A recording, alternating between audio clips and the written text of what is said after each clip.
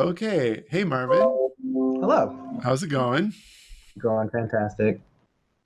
All right. So we first met. What was it? It was obviously not this year's GDC because this year's GDC was canceled, but last year's GDC, yeah. Yes, we met in person at GDC. Yeah. So what you been up to since then? So I went on a journey. Oh Just wow! I'm excited to hear about this. Cool. so the biggest thing that happened to me was I recently became a father. Oh, congratulations. Thank you. So that was huge for me. But as far as effects go, I explored different avenues of effects.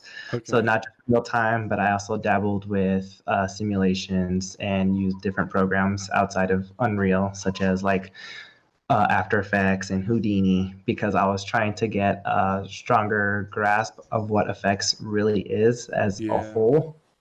And I've learned that effects is has a universal language. If you know what you want to achieve, no matter what program you're using, it turns out that everything is pretty similar as long as Mm, you know what it is that you're looking for. Even though the effects are different, like you're not going to get as high quality effects from real time than you would a simulation right. Right. that's rendered out, but you can still achieve what it is that you want. And then, so what I also started doing from that point was seeing if I can apply certain logics from simulations to real time and real time to simulations to see if I can achieve things. So I dabbled a lot. I didn't make like huge effects, but it was more so me just trying to understand many different things. And then your class came out, so then that truly helped a lot because it helped with the where to even start building an effect and the whole concept part behind it. Yeah. And I appreciated that part. So, Cool. Very cool. Wow, what a great journey. So, wow, so much to digest. When you said, so I became a dad, I was like, awesome. And then you're like, but the effects stuff. And I was like, oh man, when I became a dad, my work just got tanked. It was just like, forget about it. I can't get anything done. This kid is eating up all my time. So I thought that's what you were going to go to. Like, oh, I just haven't been able to do anything with a kid. But then you talk about this journey that's very time intensive to go on to learn those tools and to explore and do all these things. You're not going to get a lot of results right away when you're going that broad. It's not, well, the results that you get are not as tangible, right? It's not going to be like making really cool high end stuff in whatever you're working in, but it's going to be having a foundation so that when you do make something, it's informed by more than just one way of doing it. You can bring those other techniques and ways of thinking even into what you're building. So that's really commendable. I think that's really cool thank to you. build that foundation out. I've got your art station up here, and we're going to talk about these two pieces. I don't know if you want to talk about the stuff over on your Instagram as well. We can go over there too if you want. You didn't share it. Like there's like some sketches and a couple of effectsy things over there, but this is the link that you shared with me. So I didn't want to trot that out unless you also wanted to go there. But we can go wherever you want. This is your time. No, Whatever the you. stuff on my Instagram is old. I haven't updated that yet, so we can stick with these two. Okay, okay. That's totally fine. I'm like 2 pieces, 30 minutes. The math here. This is a lot of time on just 2 pieces. But no, it doesn't just have to be this. Like, tell me what you're hoping to get out of this half hour. Like, do you want me to do a paint over? Do you want me to like break something down for you or help you out with planning for something coming up? Or what would you like? Um, well, one thing that I had the most trouble with as far as Unreal goes is the whole blueprint aspect, trying to get things to when you press one, it plays. So I had to fake a lot of it when making the ones that you're about to see, as far as Okay. blueprints goes. Okay. But also, I guess it just comes back to me wanting to be able to make like a good couple solid pieces especially now that we have time, um, to be able to make just a couple of good solid pieces so I can just start applying and hope to get a job in the industry soon. Cool. Very I've cool. gained, I can definitely say I've gained a lot more confidence since we last met. So, Awesome. Well, you gained more skills since we last met, so the confidence to match is a good thing to hear. Um, so yeah, as for the blueprint thing, I'm sorry if that wasn't clear or if something in there needs explaining. That's the first time I've heard that somebody having a hang up with that. It doesn't mean you're the only one. Usually, it's like 1 out of 100 actually comes back and lets me know. And so I take that as very valuable that you're telling me, hey, this was difficult because I want to make that easier for you to understand. And we can go through that at another time. I don't want to spend too much of the time in here on those, getting lost in that. But yeah, it's basically set up. You're right. Blueprints can get complicated. And so the goal there was to set up something that takes a lot of the complexity out of it. But if I didn't take out enough complexity, then I'm like, shoot, that's a fail. I need to go back and update the file with something that's easier to understand or use. Or maybe just add another video that explains it a little more clearly. I think something like that. So, okay. So we'll start by just looking at these as a baseline for the discussion. If I click here, we got this going on. So this is pretty rad. Tell me what your goals were here and kind of what was in your head as you worked on it, and I can go from there. okay. So a game that I'm truly in love with the effects for is Kingdom Hearts 3. Okay. So this was me attempting to emulate what I saw as one of the effects, and try to somewhat make it my own. Um, Nice. so what I did was a combination of different tutorials, but I did use everything. All of this was made from your stuff. So the materials and the except everything except the spinning part, the mesh is everything was from your kit. Awesome. So I was trying my best to implement all the things that you had, so I can show or showcase that I had an understanding of what it is that you were trying to portray. Because you were very big on kit bashing and showing that you have knowledge in it. So that's what my goal was, to see if I can make something that was appealing and had all the elements of an effect while also still using kit bashes to maybe show that you can do something that's not so small, I guess. Well, I think this effect is a huge success. I think it's great. I mean, honestly, I so haven't played Kingdom Hearts 3, so I don't know the effect it's referring to, but I think it's a fun, like fiery woven basket kind of shape. It's like this like cage of fire or like some kind of like power up. It could be used for a lot of different things, and I think that's really interesting. The timing is nice on the build up. It's like wind up, and that has this nice like after image. Depending on the gameplay of it, maybe you could spend a little more time on the build up. But I also understand gameplay constraints. It kind of needs to come in and start its thing pretty quickly. You might think of a little more ceremony on the build up, perhaps like maybe a lens flare or like a radial burst that comes out when it first like appears. So it's like this poof of thing, like this like secondary kind of puff of smoke for when that first appears and it's coming down. Okay.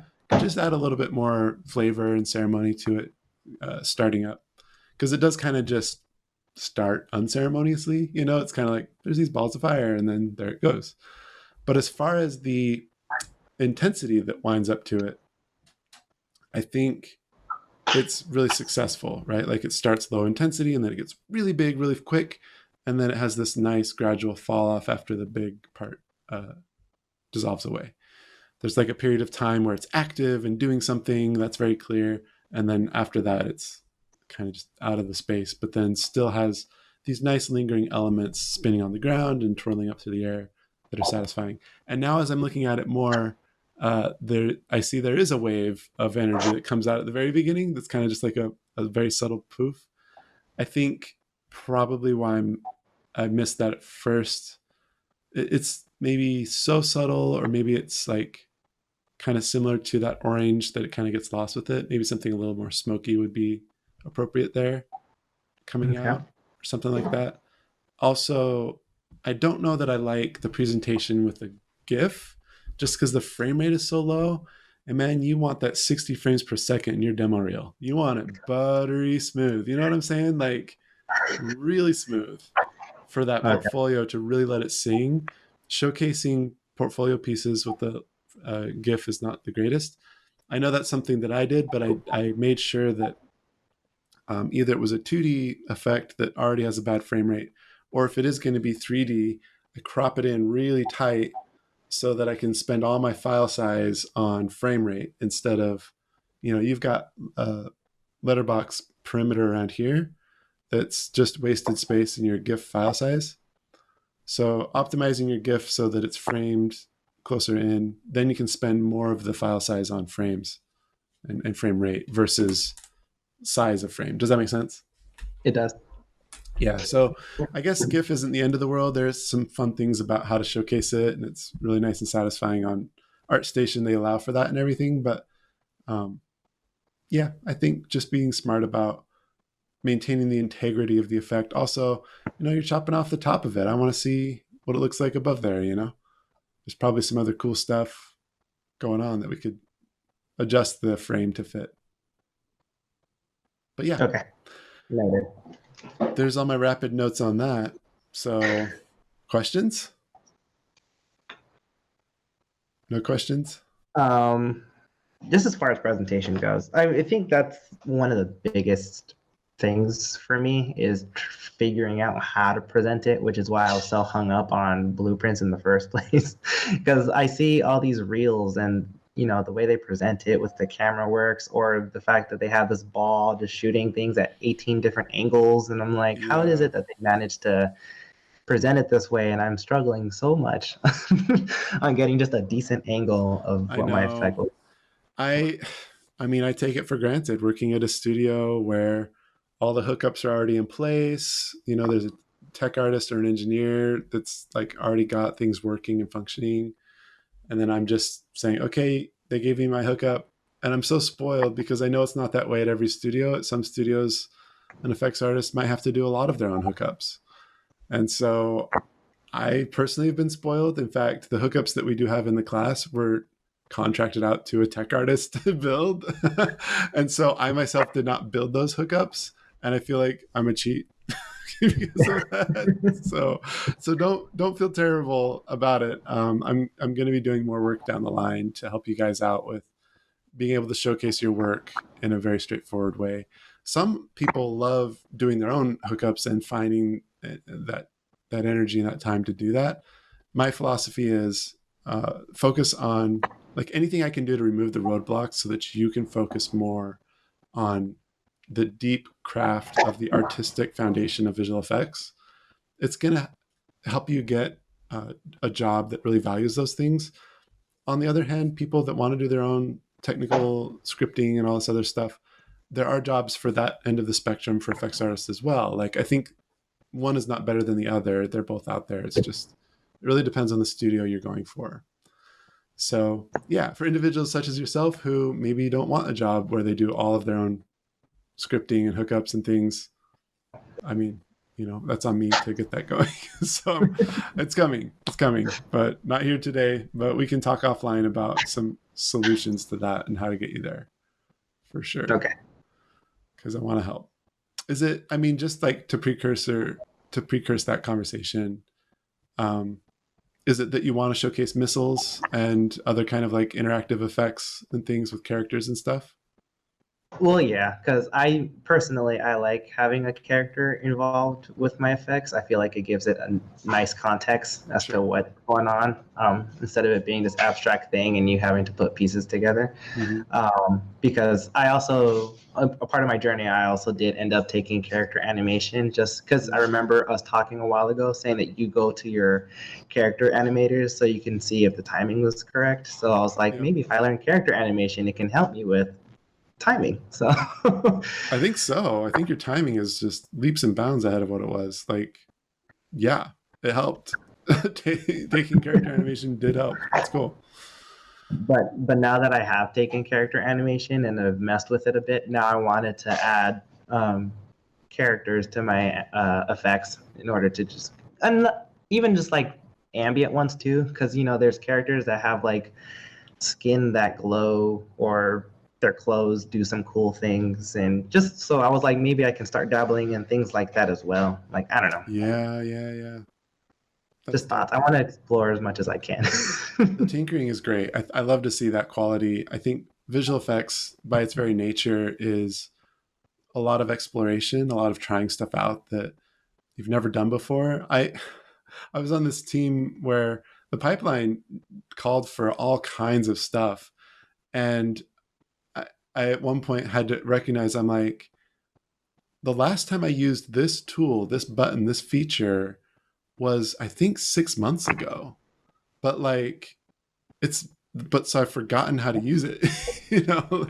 But now I have to use it, and they're assuming that I use it all the time, and so I have to go at a fast pace with it, and so I have to kind of quickly onboard with that tool again, really quickly before I dive in, and then I'd finish that, and then sure enough, the next assignment was a tool that I had used like 3 months ago or whatever, and it's like, oh boy, there's a lot of things that I don't use very often, but when you do use it, it's very important that you know your way around it, right? And so having that adventurous spirit of like, I'm willing to try new things, and then a lot of different things as well that I may not use very frequently, but it's fun just to know how to do it for that one time a year that I do use it. Like that's something I noticed for sure. The team I was on, and there's a lot of little one-off situations. It keeps you super engaged. You're never bored. And I know, like, I may have seemed a little overwhelmed when I was talking about it, but it's like I think sometimes it catches you off guard when you're newer to it. And so for me, I now am more used to it. But at the time, I think I was like, wait, I have to remember how to do that? Why? I, I'm like, I'm a VFX artist. I do one thing, VFX, but that's not true. VFX is never just one thing. VFX is everything. And so that's a good spirit that you have there to keep in mind. That was a lesson I had to learn for Thank you. sure. All right, cool. So that's a nice screen cap. So tell me about this effect. So this one I was trying to play with missiles. The ice on the ground is a ice shader that I mimicked based off of a tutorial that I've seen. Nice. Uh, so and then the whole point of this was just to get the behavior correct. I was so when I got inspired on your ribbons, the ribbons one with the green Mm-hmm. and black smoke coming behind it. So, but instead of having it shoot randomly, I was like, hey, how can I have it so it all just moves to like one single point, as like intentional movement, or not intentional, but like deliberate, Yeah, I yeah, guess. yeah. Uh, so that was this one. It was me just trying to figure out how I can get something to move in a specific way towards where I want it to go to. So I'm confused now because like, what do you mean you need help with missiles and stuff hookup? Like, this is great. This is a great successful hookup. Was this all faked? These aren't actually traveling missiles. This is like inside of a particle system that it's doing that. It is faked. So the Nice. bright I was fooled. So good job. so the missiles themselves are just diamonds that I animated in Maya, and then I just added ribbon effects behind it. And then when they make contact with the ground, the impact. So I used Mm. I used sockets on the meshes in order to tell the ribbons where to be, and then I just timed everything else accordingly. So it's not Nice. actual projectile, but Nice. That's pretty rad. Okay, so I think you're pulling it off nicely. There's just a few notes that I have. One is that it does stutter a little bit on impact. I'd want that impact to hit just a little bit sooner, maybe like zero point 0.1 second sooner or something. Because there's that moment where they've arrived and then it hitches before the impact happens. okay. The number two thing is, and it's actually more evident here just in this still frame. I don't know that I like all the glowiness out here, and then it's so faint in here, and because of the value of the background and the value of these elements, it's getting lost and it's blending in a way that makes it feel like your ribbon is starting back here. Okay. So it feels almost bugged when it's moving as quickly as it is in here, right? I Right. like I like the motif though. I don't think it's a theming problem. I think it's purely just a focal point problem of getting the values to be where they need to be. Also, I think it's generally inadvisable to do like an off-white color of any kind in the hot spot and then pure white coming off of it. Typically, when things burn, they like if they're going to burn super hot, they're going to go closer to white at the hottest point and then have like the off white as it gets cooler and further away from the source. So again, it's this weird dynamic where what you're telling me is that the trail is full of energy and the tip doesn't have quite as much energy as the trails do. Which Okay. when you look at it here, um, yeah, I think the motion is cool. It's just I'm looking more at the trails than I am at the head of it. Now this is going to need to be clamped as well because if it stays this glowy and this thick and it comes close to here, it's going to get kind of muddy as it all blends together. Like as this trail and then these two trails all sort of come together, it's going to just feel like a big blob of additive glowiness right in here. Okay.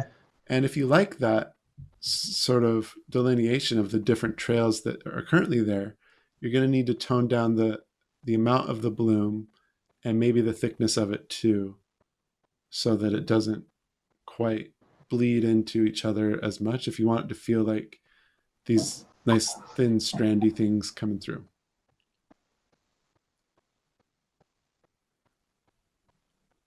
Okay. So you really challenged yourself because you're blending purple and yellow. Those are complementary colors. That's not easy to do. I one time tried to do purple and yellow together and just failed miserably on doing some like hex tech magic. I'm like, what if it had touches of yellow in the purple? And it just felt awful. It just felt terrible. So even once you know a lot about color and color theory, there's some matches that are just pro level, like very challenging. I never went that route. I ended up going with more cyan and yellow instead of purple and yellow because those two can work together a lot better. And you've got like the cyan blue kind of thing in here, and that'll work with the yellow just fine if you want to go from there. But the touches of purple next to the touches of yellow, that's a tricky one. It always, in my experience, it's hard to get it to not feel like physical objects, like a physical ribbon of purple by a physical ribbon of yellow, because when you think of two energies of those colors kind of blending into each other, lighting each other up, uh, like I can't even imagine in my mind how they would interact. You know, like how would yellow light cast onto purple cloth look? Or how would purple light cast onto yellow cloth look? Or, you know, like those energies melding, they just don't meld. They just make gray or brown or something. Like it's not, you know what I'm saying? So Yeah. if you're going to go with like a bold color choice like that, I highly recommend finding something on Pinterest that uses it that works. That you're like, Okay. there, they did it there.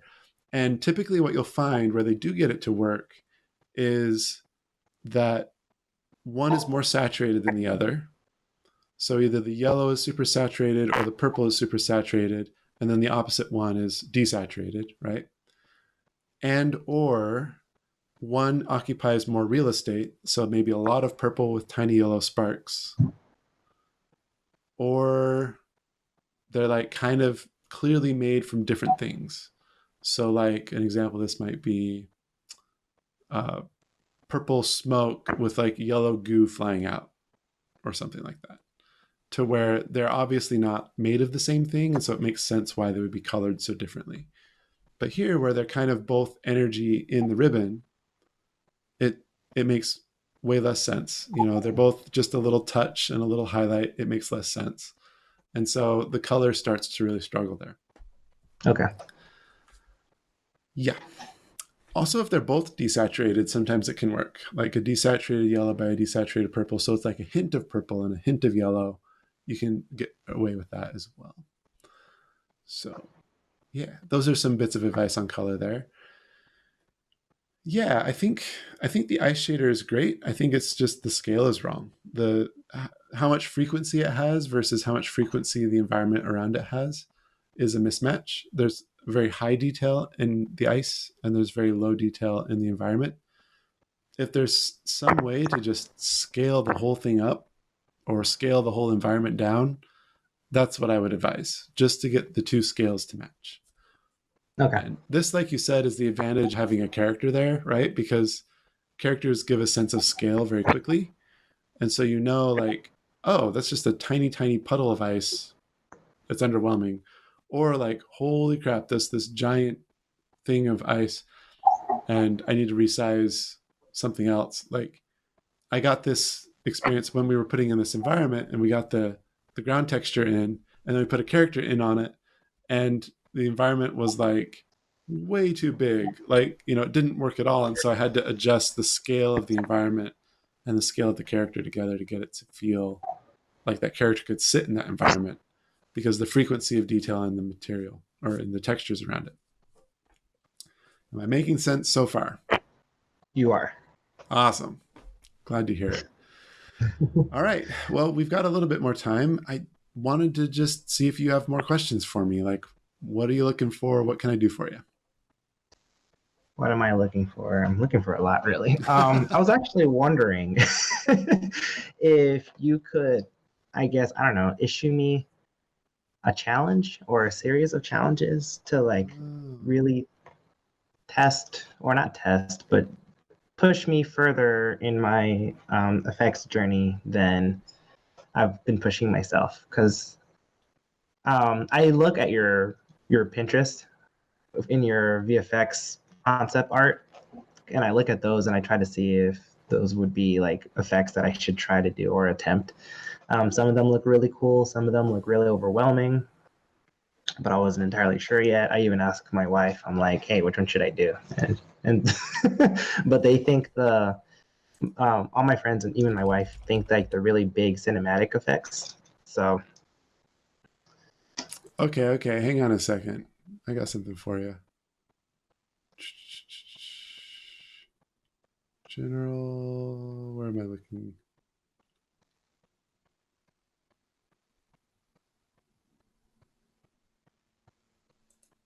Ah, it's in categories. Okay, so if you come in, bring it over here for you. If you come into realtimevfx.com and then you go into categories, you will see events. You click there, and they've got all these official sketches. Have you ever done one of these? I have not. All right. Well, if you come in, we've got a different sketch every month over on the forum, realtimevfx.com. So if you come in here, the competition is pretty stiff. I mean, there's some amazing stuff on here, but what I love is you've got all skill levels. Like, of course, the really cool, amazing, impressive stuff floats to the top. And it's like, oh, they're so much better than me, blah, blah, blah. And we as artists, we're so self defeating, whatever. Don't worry about that. Just focus on, cool, this is a great opportunity for me to do something every month, right? And you come into Okay. here. My challenge would be uh, do whatever they're doing this month and use whatever you have at your disposal and just get in the habit of trying to hit the goals. What's great about this is that they give you like parameters. They give you the breakdowns. And if you want to go super try hard, do two of these every month because there's 33. We're up to number 33 at this point. So if you go to 32, it's the loot box challenge, right? And so you can say, okay, I'm going to also do a loot box this month. And then, the month after that, you do sketch 31 and whatever that month is, right? And you kind of just work backwards. Yeah, here's a fireworks one. And so really Oh, there's no shortage of just do whatever. And what's cool is if you go to past months, it's kind of like cheating because you can be like, how did they do that? And a lot of these will tell you, like this has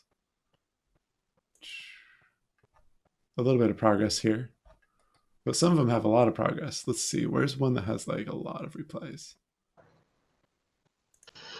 Like here's one with a lot of replies. So it's probably going to have more like ideas. Okay, so there's like ideas from Lord of the Rings and all this stuff. And he's got breakdowns of what he was doing. So yeah, there's your challenge. Do 2 challenges a month in addition to whatever you're doing already. You will have a portfolio in no time. okay. After I'll two do months, it. you'll have 4 pieces in your portfolio, which, what is that? That'll quadruple the size of this? No, it'll triple the size of it if you have 4 more. Not bad for 2 months. Triple your portfolio in 2 months. The patented plan by Jason Kaiser. There you go. Okay. So that's a challenge. Do you accept?